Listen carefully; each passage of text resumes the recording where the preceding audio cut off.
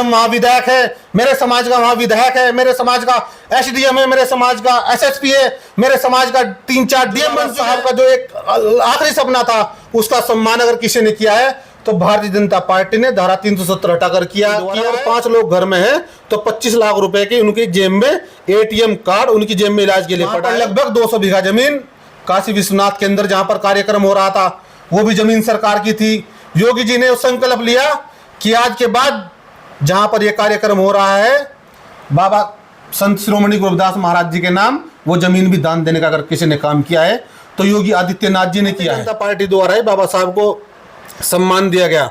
भारत रत्न भी बाबा साहब को भारतीय जनता पार्टी द्वारा उसमें उस कलश को संत शिरोमणि गुरुदास मंदिर से अपने सर पर उठाकर वो कार्यक्रम स्थल तक ले गए के माध्यम से कि कांग्रेस पार्टी भगवानपुर विधानसभा में तीसरे स्थान पर है, दूसरे स्थान पर भी कांग्रेस पार्टी नहीं है।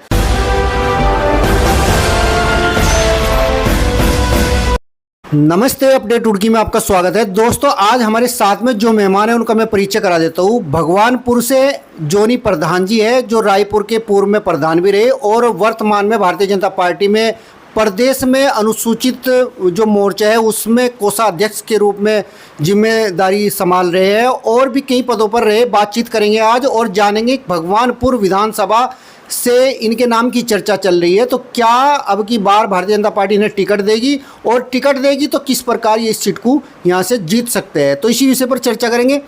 प्रधान जी, मैं आपका स्वागत करता हूँ अपने चैनल में। देखिए चौहान साहब, पहले आपका बहुत बहुत धन्यवाद। बहुत बढ़िया टीम आपने एक गठित कर रखी जिसे अगर हम कहें तो भाजपा भीम आर्मी भी हम कह सकते हैं। जिस प्रकार भीम आर्मी के लोग युवाओं को अपने साथ जोड़ कर रखते हैं, इस प्रकार आपने भाजपा के साथ जोड़ दी भीम आर्मी, भाजपा भीम आर्मी बना दी। भारतीय जनता पार्टी के लोग, भारतीय जनता पार्टी के युवा बूथ बूथ स्तर पर मेरे समाज का प्रत्येक बच्चा भारतीय जनता पार्टी के साथ है। भारतीय जनता पार्टी के साथ इसलिए है क्योंकि दलित समाज को पता लग गया कि भारतीय जनता पार्टी दलित समाज के लिए क्या कर रही है। भारतीय जनता पार्टी दलित समाज को सम्मान देना चाहती है। लगभग 60-70 वर्षों तक यहाँ पर दलित समाज का किसी सरकार ने सम्मान नहीं किया। अगर सम्मान किसी ने किया है दलितों का तो भारतीय जनता पार्टी ने किया है और इसीलिए भगवानपुर विधानसभा का प्रत्येक यूथ, प्रत्येक कार्यकर्ता, प्रत्येक मेरे समाज का व्यक्ति भारतीय जनता पार्टी के साथ डंडा झंडा लेके मेरे साथ खड़ा है। अच्छा प्रधान जी, एक जो बाबा साहब ने एक बात कही थी कि राजा जो है वो रानी के पेट से जन्म नहीं लेगा, राजा खुद जनता चुनेगी, तो क्या चेंज करेगी अब की बार जनता है जो बाबा साहब ने कहा? देखिए, बाबा साहब ने संविधान में कहा था कि अब रानी के पेट से राजा पैदा नहीं होगा, जनता की एक वोट से राजा पैदा होगा। बाबा साहब ने एक वोट का अधिकार प्रत्येक व्यक्ति को दिया है और मैं कहना चाहता हूं कि कांग्रेस विधायक यहाँ 12 साल से, उससे पहले बसपा के विधायक रहे कि अब की बार 2027 के चुनाव में भारतीय जनता पार्टी का यहाँ पर कैंडिडेट, कमल के फूल का कैंडिडेट अब की बार 1000% यहाँ से चुनाव जीतेगा। और जिनके लोगों के भ्रम में कि भगवानपुर विधानसभा हमारी है, भगवानपुर विधानसभा के लोग किसी खरीदार नहीं है। कांग्रेस पार्टी भगवानपुर विधानसभा में तीसरे स्थान पर है, दूसरे स्थान पर भी कांग्रेस पार्टी नहीं है क्योंकि यहाँ अनुसूचित जाति की सीट होने के कारण दलित समाज समझ गया है कि कांग्रेस पार्टी कभी भी दलितों का सम्मान नहीं कर सकती, दलितों के हित की लड़ाई नहीं लड़ सकती। एक भी कार्य भगवानपुर विधानसभा में 12 साल के अंदर दलित किसी भी बारात घर में नहीं हुआ है आज तक। बिल्कुल खंडर जो बारात घर 2012 से पहले बनाए गए थे, जो बारात घर 2015 से पहले बनाए गए थे, जू के तू वही स्थिति में पड़े हैं। यहाँ पर यह भी भगवानपुर विधायक को यह नहीं पता कि एससीपी योजना का पैसा भगवानपुर का कहाँ जा रहा है। अच्छा, मुख्यमंत्री जी भी आपकी विधानसभा में आके यहाँ पे कलश यात्रा करते हैं, दलितों को एकजुट करने का काम करते हैं, तो कहीं आपको लगता है क्या कि भाई ये दलित जो है वो भाजपा से छिटक के भीम आर्मी की तरफ चले गई? देखिए, जो भाजपा का कार्यकर्ता है, जो भारतीय जनता पार्टी की सोच का कार्यकर्ता है, वो कहीं नहीं जा सकता, भारतीय जनता पार्टी के साथ रहने वाला है। और मैं धन्यवाद करना चाहता हूँ आदरणीय नरेंद्र मोदी जी का, इस देश के यशस्वी प्रधानमंत्री जी का, और राष्ट्रीय अध्यक्ष नितिन नवीन जी का, और हमारे प्रदेश के यशस्वी धाकड़धामी मुख्यमंत्री जी का, जिन्होंने काशी विश्वनाथ से जो यात्रा, कलश यात्रा जो चली थी, मैं भी उस टोली का सदस्य था, और एक बहुत भव्य रूप के साथ उन्होंने भगवानपुर विधानसभा को चुना और भगवानपुर विधानसभा के साथ साथ चुड़ियाला गांव को चुना, जहां एक धार्मिक स्थल भी है, चूड़ामणि का वहाँ पर मंदिर है। और माननीय मुख्यमंत्री जी द्वारा स्वयं उस कलश को संत शिरोमणि गुरुदास मंदिर से अपने सर पर उठाकर वो कार्यक्रम स्थल तक ले गए थे, ताकि समरसता समाज के अंदर बने। समाज के अंदर समरसता जब बनेगी, जब भाईचारा इकट्ठा होगा। माननीय मुख्यमंत्री जी ने कहा कि संत शिरोमणि गुरु रविदास महाराज जी भी हमारे हो, किसी एक व्यक्ति विशेष के नहीं है, वो मेरे समाज के नहीं है। संत शिरोमणि गुरु रविदास महाराज प्रत्येक समाज के हैं। प्रधान जी, जो प्रोग्राम आपके यहाँ हुआ चुडियाला में, जो मुख्यमंत्री जी यहाँ पे आए थे, वो प्रोग्राम भी आपके नेतृत्व में हुआ और मंच पर भी हमें आप ही दिखाई दिए और खुद मुख्यमंत्री जी ने आपका नाम वहाँ पे पुकारा। तो क्या अब की बार आपको चुनाव यहाँ पे पार्टी लड़ने जा रही? देखिए, तो मेरा सौभाग्य है कि भारतीय जनता पार्टी ने मुझे मंच पर स्थान दिया और इस प्रदेश के यशस्वी मुख्यमंत्री आदरणीय पुष्कर सिंह धामी जी ने और हमारी बड़ी बहन दीप्ति रावत जी ने मेरा संबोधन मेरे नाम के साथ पूरे मंच पे लिया। मैं बहुत बहुत उनका धन्यवाद करना चाहता हूं। और देखिए, तो पार्टी का निर्णय है, पार्टी क्या चाहती है, पार्टी ने मुझे मंच पर स्थान क्यों दिया। और भारतीय जनता पार्टी ने मुझे, मेरा सौभाग्य है कि 5 लोगों की टोली में, सदस्य की टोली में पूरे उत्तराखंड से जनपद हरिद्वार का मेरा नाम भारतीय जनता पार्टी द्वारा मुझे वहाँ पर भेजा गया। काशी विश्वनाथ ने मुझे भेजा गया। तरस लेकर हमारे यशस्वी प्रदेश अध्यक्ष बलबीर भुनियाल जी हमारे साथ आए। मैं धन्यवाद देना चाहता हूं सभी शीर्ष नेताओं का जिन्होंने टोली में मेरा नाम लिया। और भारतीय जनता पार्टी, आपने देखा होगा, ऐतिहासिक कार्यक्रम दलित समाज का चुडियाला विधानसभा के अंदर हुआ। लगभग 10,000 कार्यकर्ता वहां पर मौजूद थे। 10,000 में से लगभग 4,000 युवा वहां पर मौजूद थे। अब की बार लोगों ने मन बना लिया है कि भारतीय जनता पार्टी के साथ रहना है, क्योंकि प्रथम बार हमारे जो गुरु हैं निरंजन दास महाराज जी, उन्हें भी राष्ट्रपति पुरस्कार दिया गया है। वो हमारे समाज से हैं। और जलंधर से लेकर काशी तक संत शिरोमणि गुरु रविदास महाराज जी के नाम एक ट्रेन चलाई गई। पंजाब के अंदर संत शिरोमणि गुरु रविदास महाराज जी के नाम से एयरपोर्ट का नाम बनाया गया। और बाबा साहब की जो सोच थी, बाबा साहब जब पहली बार कानून मंत्री बने, वो संसद के अंदर गए तो वहाँ पर कश्मीर के सांसदों ने कहा कि हमारा संविधान अलग होगा, भारत का संविधान अलग होगा। बाबा साहब डॉक्टर भीमराव अम्बेडकर ने उसका विरोध किया। उन्होंने कहा कि एक देश में 2 संविधान नहीं रह सकते, एक देश में केवल संविधान हमारा चलेगा। और जब दूसरा संविधान वहां पर कांग्रेस की सरकार के अंदर जम्मू कश्मीर को एक दर्जा अलग दिया गया, जम्मू कश्मीर के अंदर एक संविधान अलग दिया गया, तो बाबा साहब ने वो पन्ना फेंक कर कांग्रेस पार्टी के नेताओं के ऊपर बाबा साहब ने वो पन्ना फेंक दिया और बाबा साहब बैठक से बाहर आ गए। और बाबा साहब से जब मीडिया के माध्यम से पूछा गया कि आप अपने समाज को क्या संदेश देना चाहते हैं, तो बाबा साहब ने कहा कि किसी भी पार्टी का आप सदस्य बन जाना, लेकिन चवन्नी का सदस्य भी इस कांग्रेस पार्टी का नहीं बनना। ये आज इतिहास में लिखा हुआ है, बाबा साहब की जीवन परिचय में लिखा गया। और मैं धन्यवाद देना चाहता हूं भारतीय जनता पार्टी के नेताओं का, आदरणीय अमित शाह गृह मंत्री जी का, जिन्होंने धारा 370 हटाकर बाबा साहब का जो सम्मान है, जो बाबा साहब का सपना था, जो बाबा साहब का जो एक आखिरी सपना था, उसका सम्मान अगर किसी ने किया है तो भारतीय जनता पार्टी ने धारा 370 हटाकर किया है। आज मेरे समाज के लोग वहां पर प्रधान हैं, मेरे समाज के लोग वहां पर आईपीएस हैं, मेरे समाज के लोग वहां पर अध्यापक हैं, मेरे समाज के लोग वहां पर विधायक हैं। अगर संविधान लागू ना होता तो हमारा शोषण केवल वहां झाड़ू मारने के लिए किया जा रहा था। जब से वहां पर संविधान लागू हुआ, धारा 370 हटी, मेरे लोग वहां पर मेजोरिटी में आए। 12% हमारी वहां आबादी थी, लेकिन उनका भी सपना था समाज के अंदर कि कोई ना कोई बाबा साहब की सोच वाला भारत माता का वीर सपूत इस देश का प्रधानमंत्री बनेगा, जो इस धारा 370 को हटाकर इस देश में लाल चौक पर तिरंगा फहराएगा। लेकिन वो तिरंगा भारतीय जनता पार्टी के लाल ने, आदरणीय नरेंद्र मोदी जी ने, नरेंद्र मोदी की पूरी टीम ने लाल चौक पर वहां पर तिरंगा फहराया। और आज मेरे समाज का व्यक्ति, मेरे समाज का युवा वहां पर अपना झंडा, हिंदुस्तान का झंडा लेकर खड़ा है।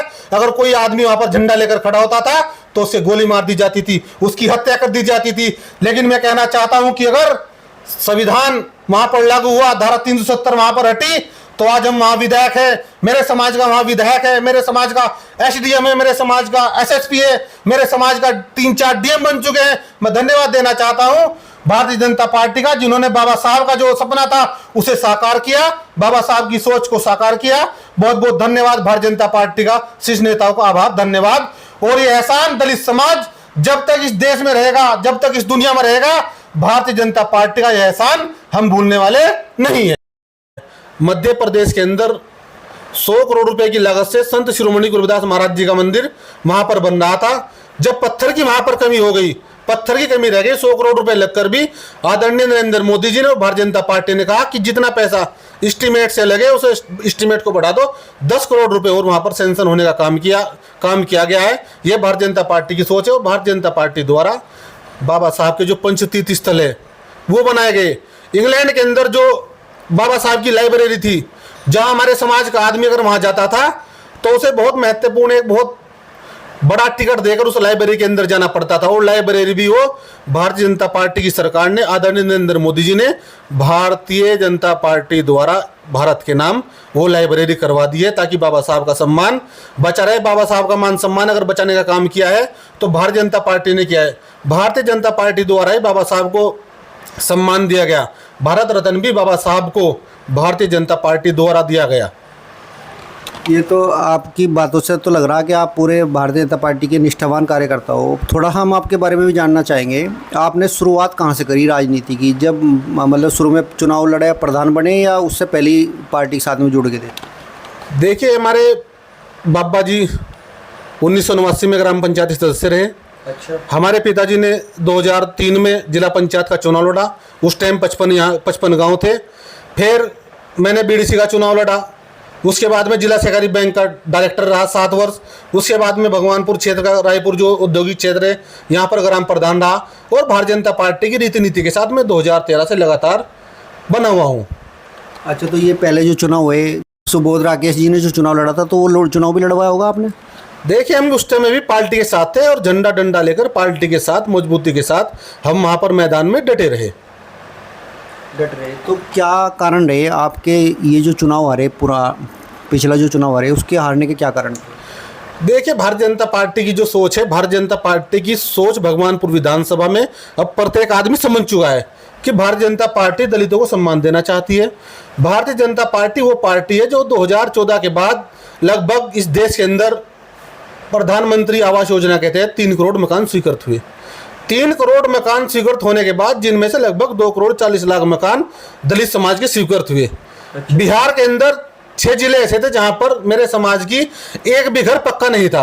वहां पर आदरणीय नरेंद्र मोदी जी ने मकान देने का काम किया और मकान देने के साथ साथ वहां पर सुलभ शौचालय का काम भी भारतीय जनता पार्टी ने किया। और सुलभ शौचालय के साथ भारतीय जनता पार्टी द्वारा मेरे समाज के लोगों को 65,000 रुपए की जो रसोई मकान के साथ अनुदान में दी जाती है, उसका एस्टीमेट भी भारतीय जनता पार्टी आदरणीय नरेंद्र मोदी जी द्वारा जोड़ा गया।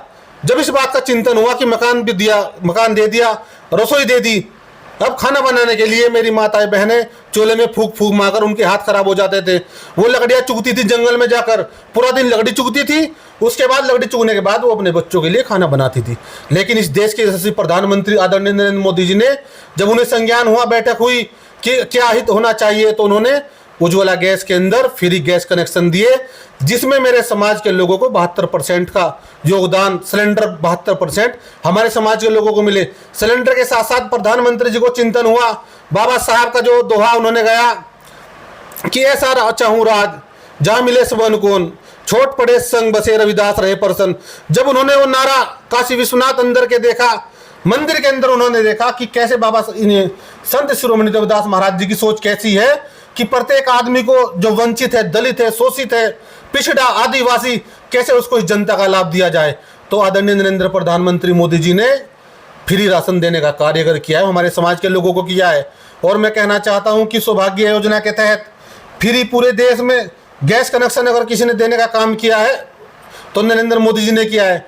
सौभाग्य योजना के तहत अगर लाइट के फ्री कनेक्शन किसी ने देने का हमारे समाज को काम किया है तो आदरणीय नरेंद्र मोदी जी ने किया है, क्योंकि उन्होंने, बाबा साहब का एक सपना था, बाबा साहब ने सोचा था, बाबा साहब ने कहा था विधानसभा के अंदर, लोकसभा के अंदर, बाबा साहब ने कहा था कि इस देश का व्यक्ति जब संपन्न होगा, इस देश में जब हमारा राज स्थापित होगा, जब इस देश का दलित, पिछड़ा, आदिवासी इस देश का राष्ट्रपति बनेगा। ये सोच भारतीय जनता पार्टी की है। भारतीय जनता पार्टी द्वारा एक दलित को इस देश का राष्ट्रपति बनाया गया, जो बाबा साहब का सपना था, बाबा साहब के विचार थे। बाबा साहब चाहते थे कि मेरा मन जब प्रसन्न होगा, जब इस देश के अंदर एक दलित का बेटा इस देश का राष्ट्रपति बनेगा। और वो राष्ट्रपति बनाने का काम अगर किसी ने किया है तो भारतीय जनता पार्टी ने किया है, भारतीय जनता पार्टी के शीर्ष नेताओं ने किया है। मैं धन्यवाद देना चाहता हूँ भारतीय जनता पार्टी के नेताओं को, एक धन्यवाद और देना चाहता हूँ आदरणीय उत्तर प्रदेश के मुख्यमंत्री योगी आदित्यनाथ जी को, जब हम काशी के अंदर उनके भाषण सुन रहे थे, कलश यात्रा के कार्यक्रम में वहाँ पर मौजूद थे, वहाँ पर लगभग 200 बीघा जमीन काशी विश्वनाथ के अंदर जहाँ पर कार्यक्रम हो रहा था, वो भी जमीन सरकार की थी।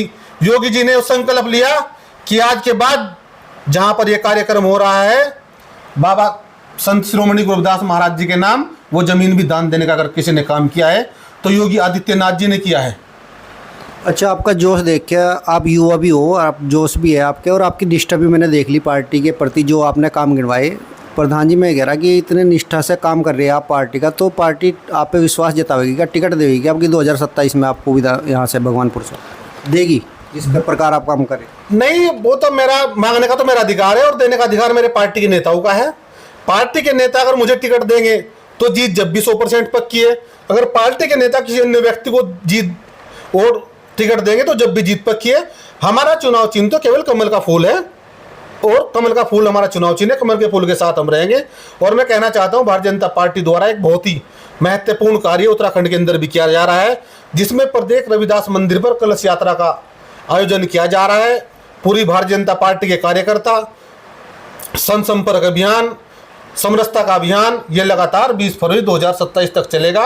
और मैं धन्यवाद देना चाहता हूं पुष्कर सिंह धामी जी का, जिन्होंने अनेक कल्याणकारी योजनाएं भारतीय जनता पार्टी के बैनर के तले दलित समाज को दिए। मैं उनका बहुत बहुत धन्यवाद करना चाहता हूं। तो ये कलश यात्रा कब से प्रारंभ हो रही?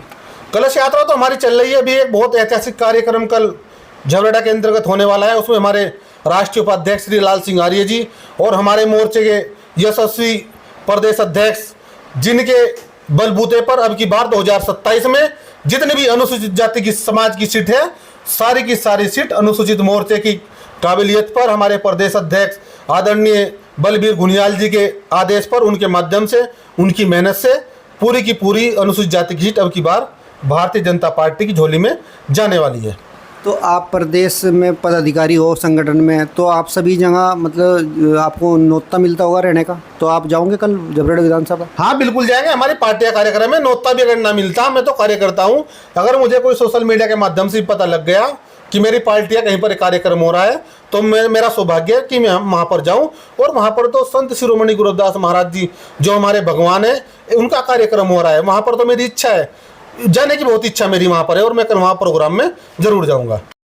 मैंने सुना है कि जो अभी लोकसभा के चुनाव हुए थे, तो उसमें लगभग यहाँ से 35,000 वोट मिली भाजपा को। त्रिवेंद्र रावत जी को यहाँ से 36,000 कुछ वोट मिली भारतीय जनता पार्टी को। और अब की बार 36,000 का भी आंकड़ा प्लस होने जा रहा है। अब की बार 50,000 वोट भारतीय जनता पार्टी को भगवानपुर विधानसभा से मिलने वाली है। वो इसलिए मिलने वाली है, सब लोगों को पता लग गया कि हर व्यक्ति की जेब में आदरणीय मुख्यमंत्री जी द्वारा, त्रिवेंद्र रावत जी ने जो यहाँ पर आयुष्मान कार्ड चलाया था, प्रत्येक आदमी की जेब में 5 लाख रुपए का आयुष्मान कार्ड पड़ा है। और मैं कहना चाहता हूं कि अब किसी रिश्तेदार को फोन करने की जरूरत नहीं है, अड़ोसी पड़ोसी को फोन करने की जरूरत नहीं है। भारतीय जनता पार्टी द्वारा अगर 5 लोग घर में हैं तो 25 लाख रुपए की उनकी जेब में ATM कार्ड उनकी जेब में इलाज के लिए पड़ा है। कोई बैंक बैलेंस में पैसा रखने की जरूरत नहीं है। इसलिए लोग समझ गए कि राशन भी भारतीय जनता पार्टी दे रही है। हमारी सुविधा का जो इलाज का मेन मुद्दा है वो भी भारतीय जनता पार्टी दे रही है। और जो हर घर जल हर घर नल, जो हमारे समाज के साथी, हमारे समाज की माताएं बहनें जो 1 लाख रुपए देकर अपने घर में नल का नहीं लगवा सकती थी, एक मात्र 1 रुपया कनेक्शन का देना है और 800 फीट का पानी उसके घर के अंदर चल रहा है। और जो पाइप, जो उसके नलके की टोंटी है और जो नलके का पाइप है, कोई भी 1 रुपया उसमें नहीं देना है। भारतीय जनता पार्टी की सरकार द्वारा, ठेकेदार के द्वारा प्रत्येक आदमी के घर, हर घर जल हर घर नल, उनके घर पर टोंटी दबा के चल रहा है। ये भारतीय जनता पार्टी ने अंतिम छोर तक पहुंचा दिया है। प्रधान जी, आप तो काम गिनवा रहे भारतीय जनता पार्टी के, मगर यहाँ पर जो विधायक है आपकी, वो विधायक 3 बार की विधायक है। पहले उनके पति भी विधायक रहे, तो लोगों में जान पहचान बहुत ज़्यादा है उनकी, तो उनके नाम से ही उनके जो है प्रभाव से लोग उन्हें वोट दे देते हैं, तो कैसे सर्वाइव करोगे आप? देखिए, प्रभाव तो अब की बार हटने वाला है। मैं कहना चाहता हूं कि 2 बार लोगों को यहाँ पर गुमराह किया गया। गुमराह इसलिए किया गया कि भारतीय जनता पार्टी की सरकार तो नहीं आ रही है, कांग्रेस पार्टी की यहाँ सरकार आ रही है।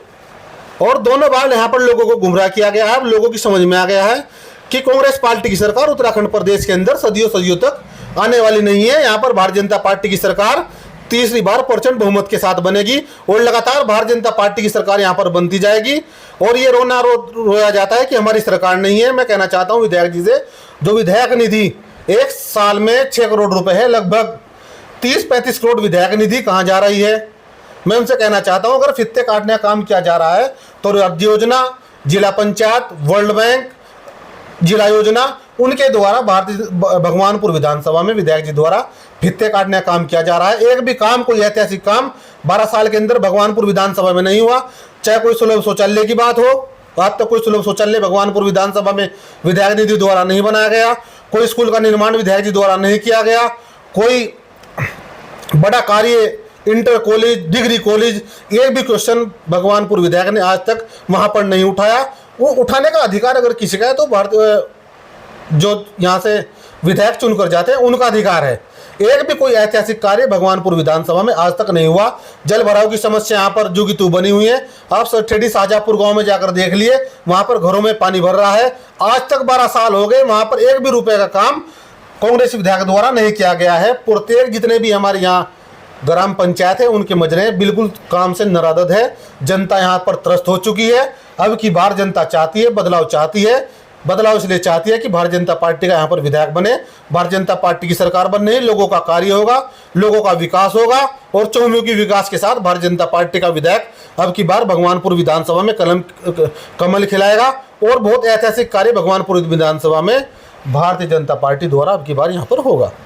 अच्छा, एक चुनौती और आपके सामने है। अभी अमित कुमार जी है जो भीम आर्मी आज़ाद समाज पार्टी से यहाँ दावेदारी अपनी कर रही है और वो चुनाव भी लड़ेंगे यहाँ पे, और एक मजबूत स्थिति उनकी भी बताई जा रही है कि जिस प्रकार भीम आर्मी का वर्चस्व बढ़ रहा तो वो भी आपको चुनौती दे सकते हैं।